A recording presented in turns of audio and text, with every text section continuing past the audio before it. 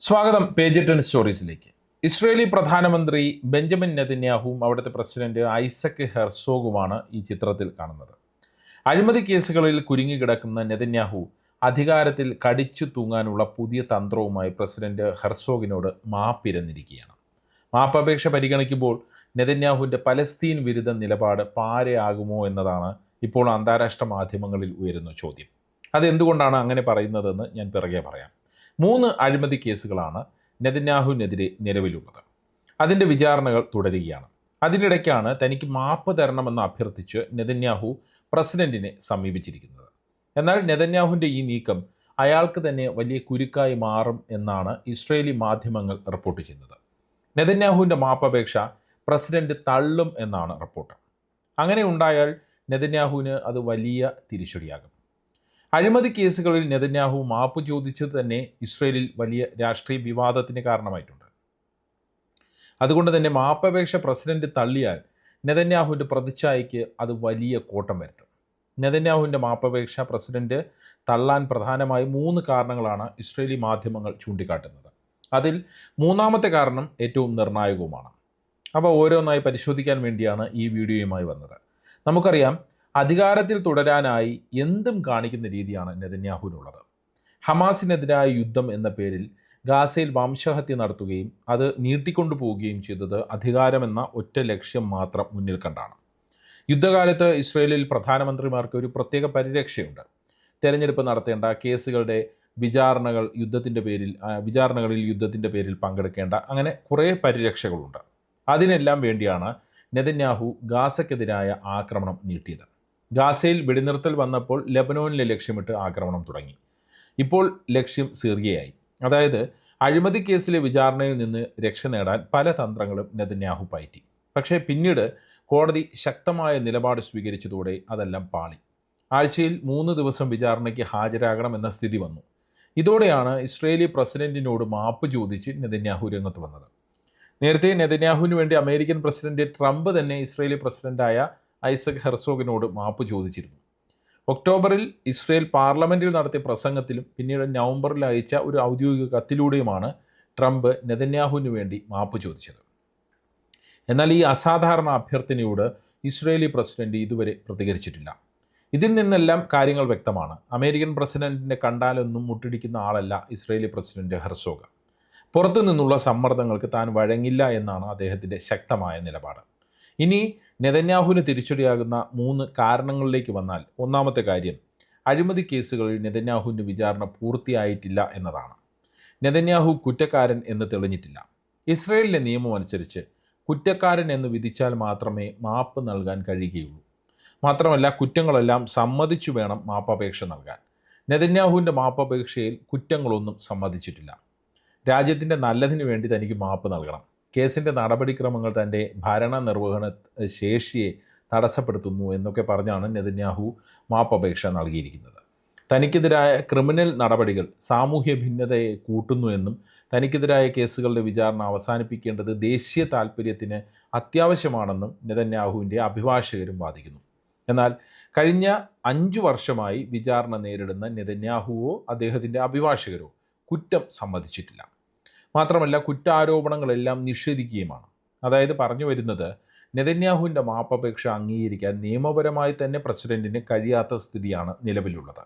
മാപ്പപേക്ഷ അസാധാരണമായതും പ്രത്യാഘാതം സൃഷ്ടിക്കുന്നതുമാണ് എന്ന് president ഹെർസോഗിൻ്റെ office പ്രതികരിച്ചിട്ടുമുണ്ട്. ഇനി നെതന്യാഹുവിന് തിരിച്ചടിയാകുന്ന 2ാമത്തെ കാര്യത്തിലേക്ക് വന്നാൽ, അത് ഇസ്രയേലിലെ രാഷ്ട്രീയ സമ്മർദ്ദമാണ്.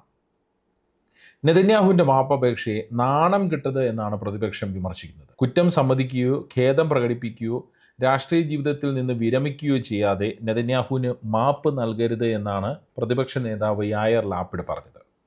ഇസ്രേലി സൈന്യത്തിൻ്റെ മുൻ ഡെപ്യൂട്ടി മേധാവിയായിരുന്ന യയർ ഗോലാൻ ഇപ്പോൾ പ്രതിപക്ഷ നേതൃനിരയിലുണ്ട്.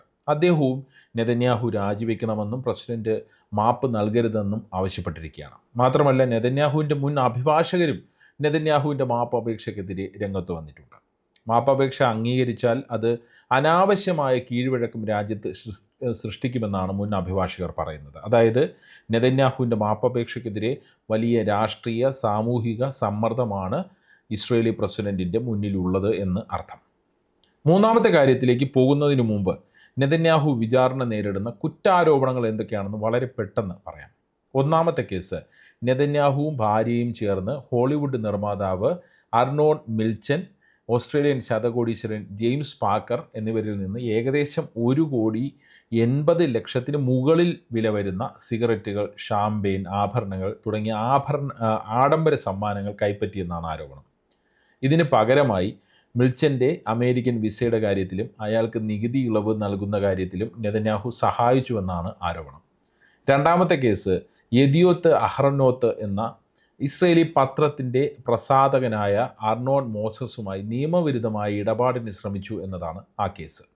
ഈ പത്രത്തിൻ്റെ എതിരാളികളായ ഇസ്രയേലി ഹയോൺ എന്ന പത്രത്തിൻ്റെ പ്രചാരണം കുറയ്ക്കാൻ വേണ്ടി, അതല്ലെങ്കിൽ ആ പ്രചാരണം കുറയ്ക്കുന്ന രീതിയിൽ നിയമനിർമ്മാണം നടത്താമെന്നും പകരമായി യെദിയോത്ത് പത്രം തനിക്ക് അനുകൂലമായ വാർത്താ കവറേജ് നൽകണമെന്നും നെതന്യാഹു ആവശ്യപ്പെട്ടുവെന്നാണ് ആരോപണം. മൂന്നാമത്തെ കേസിലാണ് നെതന്യാഹുവിന് എതിരെ ഏറ്റവും ഗുരുതരമായ കൈക്കൂലി ആരോപണമുള്ളത്. കമ്മ്യൂണിക്കേഷൻസ് മന്ത്രിയായിരുന്ന സമയത്ത് നെതന്യാഹു ടെലികമ്മ്യൂണിക്കേഷൻസ് കമ്പനിയായ ബെസക്കിന് വേണ്ടി നിയമപരമായ ആനുകൂല്യം നൽകിയെന്നാണ് ആ ആരോപണം. ഇതിന് പകരമായി ബെസക്ക് കമ്പനിയുടെ തന്നെ വല്ല എന്ന വാർത്താ വെബ്സൈറ്റിൽ നെതന്യാഹുവിനും ഭാര്യയ്ക്കും അനുകൂലമായ വാർത്തകൾ നൽകി എന്നതാണ് ആരോപണം. ഇനി നെതന്യാഹുവിന് തിരിച്ചടിയാകുന്ന മൂന്നാമത്തേതും ഏറ്റവും പ്രധാനപ്പെട്ടതുമായ കാര്യത്തിലേക്ക് വരാം. അതായത് മാപ്പപേക്ഷയിൽ തിരിച്ചടിയാകുന്ന മൂന്നാമത്തെ പ്രധാനപ്പെട്ട കാര്യത്തിലേക്ക് വരാം. അത് പ്രസിഡന്റ് ഐസക് ഹെർസോഗിൻ്റെ രാഷ്ട്രീയ പശ്ചാത്തലവും അദ്ദേഹത്തിൻ്റെ ശക്തമായ നിലപാടുകളുമാണ്. അദ്ദേഹം ശക്തനായ മധ്യ ഇടതുപക്ഷ രാഷ്ട്രീയ വക്താവാണ്, അല്ലെങ്കിൽ പശ്ചാത്തലമുള്ള ആളാണ്. പ്രസിഡന്റ് പദവിയിലേക്ക് എത്തുന്നതിന് മുമ്പ് അദ്ദേഹം ലേബർ പാർട്ടി ചെയർമാനായിരുന്നു. 2013 മുതൽ 2018 വരെ പ്രതിപക്ഷ നേതാവായും അദ്ദേഹം പ്രവർത്തിച്ചു.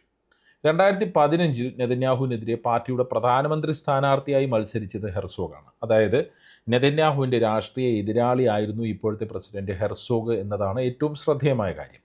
എന്നുവെച്ചാൽ വലിയ രീതിയിൽ നയപരമായ വ്യത്യാസമുള്ളവരാണ് ഹെർസോഗും നെതന്യാഹുവും. പലസ്തീൻ വിഷയത്തിൽ ദ്വിരാഷ്ട്ര പരിഹാരത്തെ അനുകൂലിക്കുന്ന ആളാണ് ഹെർസോഗ്.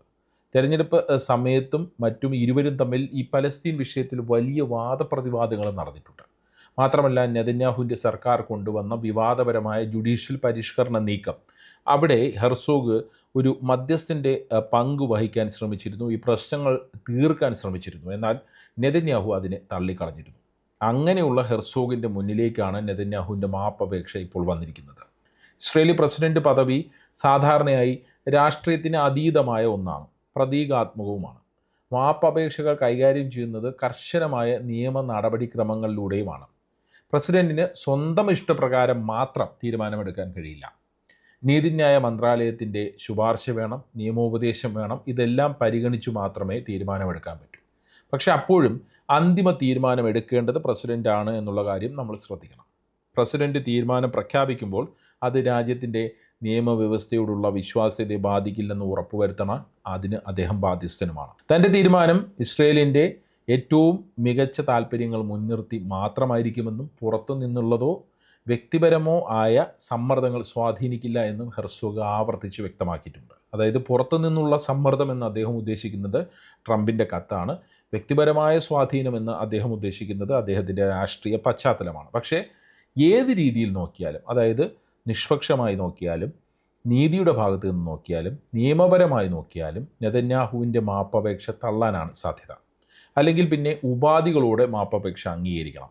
അതായത് നെതന്യാഹു എന്നേക്കുമായി രാഷ്ട്രീയം അവസാനിപ്പിച്ച് കുറ്റം സമ്മതിക്കുകയാണെങ്കിൽ മാപ്പ് അംഗീകരിക്കാൻ സാധ്യതയുണ്ട്. പക്ഷേ നെതന്യാഹു ആ ഉപാധി അംഗീകരിക്കില്ല എന്നുള്ള കാര്യം ഉറപ്പാണ്.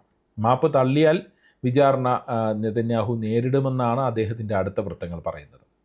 ഇത്രയും പ്രതികൂല ഘടകങ്ങൾ ഉണ്ടായിട്ടും എന്തുകൊണ്ടാണ് നെതന്യാഹു മാപ്പപേക്ഷ നൽകിയത് എന്നുള്ള ചോദ്യമാണ് നിയമവിദഗ്ധരെല്ലാം ചോദിക്കുന്നത്. നെതന്യാഹുവിൻ്റെ എന്തെങ്കിലും പുതിയ തന്ത്രങ്ങളുടെ ഭാഗമാണോ ഈ മാപ്പപേക്ഷ എന്നൊക്കെ സംശയം ഉയരുന്നുണ്ട്.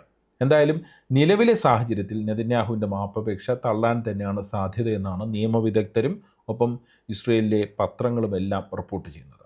എന്താണ് ഈ വിഷയത്തിൽ നിങ്ങളുടെ അഭിപ്രായം? കമൻറ്റ് ചെയ്യുക. വാട്സപ്പിൽ പേജ് 10 സ്റ്റോറീസ് കിട്ടാനായി കമൻറ്റ് ബോക്സിലുള്ള ലിങ്കുകൾ ക്ലിക്ക് ചെയ്യാം. വാട്സപ്പ് ഗ്രൂപ്പിലോ അല്ലെങ്കിൽ വാട്സപ്പ് ചാനലിലോ അംഗമാകാം. നന്ദി, നമസ്കാരം.